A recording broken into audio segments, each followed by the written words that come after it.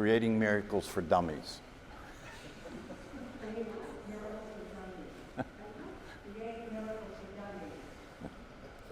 Sounds like an old folk song. Yeah, that might be a good book, Creating Miracles for Dummies.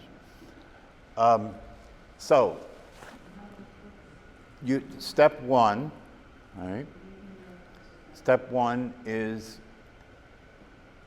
to forgive yourself.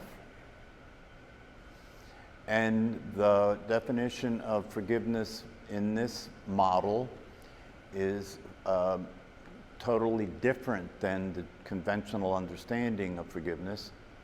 In this model, forgiveness simply means remembering who you are. And you can either approach that remembering who you are from the perspective to remember who you are before you were told otherwise. In other words, before you learned your name and before you were told you were your body, etc. That's one way to remember who you are. Another way to remember who you are is to allow yourself to notice that from the earliest time you can remember until today, there's been something that has never changed. There's been something that's never changed. The awareness that has always been there has never changed. It's the same as it was, as it ever was, according to Talking Heads. Right? It's the same as it ever was.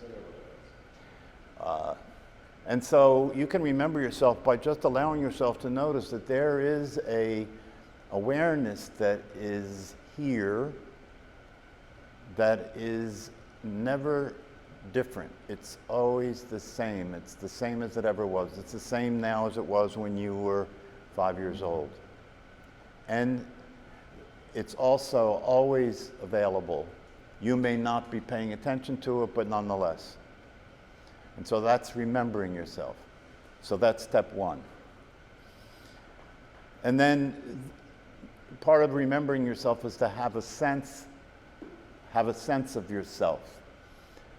So how do you have a sense of yourself? This is a Paul Hederman teaching. How do you have a sense of yourself? Well, the way you have a sense of yourself is to notice what you're not. If you notice what you're not, the sense that you will have of yourself is what you are. Okay. So that's step one. Now, it's very important to understand that while I could go over this until hell freezes over, it's not something that your mind can grasp or understand. Not only that, it's not something that your mind is interested in. It's not something that your mind is willing to accept. And so that's why what will follow, no matter what I say, is more questions. That's just the mind's way of saying, no. I think I'll stick with what I already know. This is too confusing, etc., etc. So the thing about that to do is nothing. This requires patience. This requires continuing to come back and touching the stone. This requires continuing to venture into the darkness and come back into the light again and again and again. And as you do this again and again and again, there will be more light and less darkness. So don't expect the unrealistic. Don't expect yourself to necessarily understand this or to get it. Nonetheless, it's possible to practice it. So step one is remember yourself. And then step two is create a context. Create a context. And when you create a context, you're creating the context from nothing. Because the only possibility for creation is to create from nothing. If you create from something, that's change, right? If you create from something, you're taking something and you're changing to something else. That's not creation, that's change. So creation is creating from nothing, and you create context from nothing. You just make it up. Okay? Context is a word that describes that which, when you place within it an appearance, for example, that which, when you place within it, whatever you place within it, will be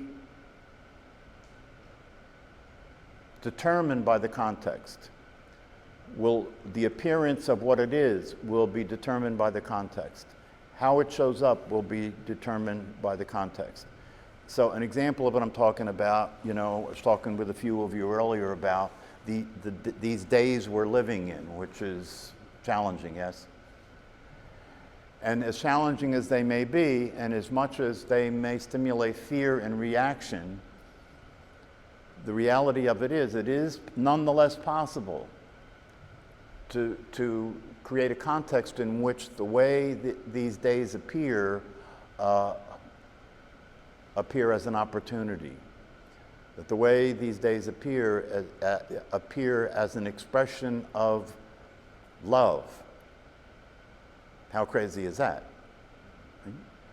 Well, that's because the context determines how things show up. If you look at your life in the typical view that most people look at life, it's a pain in the ass. If you look at it's a problem. It's something that you're putting up with and coping with and struggling and trying to make work. Well, that's a condition. That's the default state. That's the condition that most of us are indoctrinated into. Life sucks and then you die. So that's the way it already is. That's the way your mind is already working and perceiving things. That's the agreed upon reality. And so a context is the possibility of switching the lens from that condition, that pre-existing condition that insurance won't pay for. Shifting the lens from a condition to a lens of context. And in order to be able to do that, you have to create context and you have to remember who you are. Having done that and then looking through that context at whatever appears, what appears will then reflect the context, and the context that we're creating here is unconditional love. And in the context of unconditional love, everything appears differently. Everything appears meaningful. Everything appears to have a purpose. Everything appears to be workable. Even that which prior to the context appeared to be unworkable, appeared to be unacceptable. So this is power. This is what real power is. Power is to be creative. Power is to create a context. Power is to then look through that context at what appears that was given by a condition but is now given by a context, which is unconditional love. Right? And so that's the experiment. So I dare you, I invite you to practice that, to put it into practice, to start to put that way of being as a way that you're being in your life and the circumstances you find yourself in, and then simply notice the difference it makes. How do you see it differently? How do you see the people in your life that you're close to, that you react to, that you get easily angered by, right? That you resist, that you struggle with, that you need a lawyer for? How do you see those people if you create a context of unconditional love, right? Same person, same situations, and yet they appear completely different. They appear to be an opportunity for you to express the truth, an opportunity for you to not react to what's happening, but to respond to what's happening. Now, here's what the miracle is, right? If you practice these simple instructions that are the most complicated instructions you will ever get. The miracle is that when you see things in the context of unconditional love, the miracle is that things happen that aren't supposed to be possible. That's what a miracle is. Things happen, and the thing about them that is the most miraculous is they're happening not because of anything you're doing, they're happening because of who you're being. And the being that I'm referring to as unconditional love is an atmosphere in which other people naturally and spontaneously see themselves as the self you saw when you remembered who you are. And when I say that, I don't mean that they know they're doing that. They don't say, oh, Eureka, I see who I really am, and I'm unconditional love, and so, life is bliss, and we'll be happy forever after. No, it's not like that. They may not even know what's happening. And there will be some type of spontaneous difference that appears in terms of them behaving differently, in terms of them responding to you, responding to them, and on and on and on. I gave advice to one of my clients recently,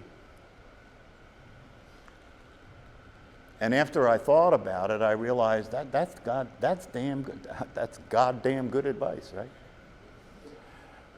That whenever you're in a situation where you're faced with conflict, and when you're faced with threat, and when you're faced with fear, which, by the way, fear is the default state.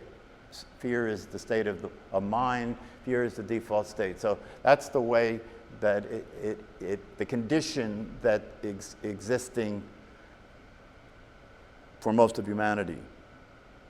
So whenever you're faced in a situation with another human being in which what appears to be the case is they're presenting you with a threat, that you feel threatened, or you feel afraid, or you feel angry, and you want to fight, flight, or freeze, to see what would happen if you simply said, I love you. Now that would take some audacity, right? That would take some fearlessness, wouldn't it, right? But you see, as an expression of who you actually are, which is unconditional love, it doesn't take anything, it's natural. It's what you have to say about it all the time. Whether you say it verbally, or whether you say it by the way your body moves, or whether you say it by the actions you take, that is the natural expression of the reality of who you are as unconditional love. So I mentioned, when I started to talk about miracles, that it had been revealed to me that it was time to do that. And the way that got revealed to me is over a fairly long period of time, a number of people who have come into my private practice in psychology, or have come to me for spiritual guidance, or have whatever, have very, very consistently have mentioned to me that they were interested in the Course in Miracles.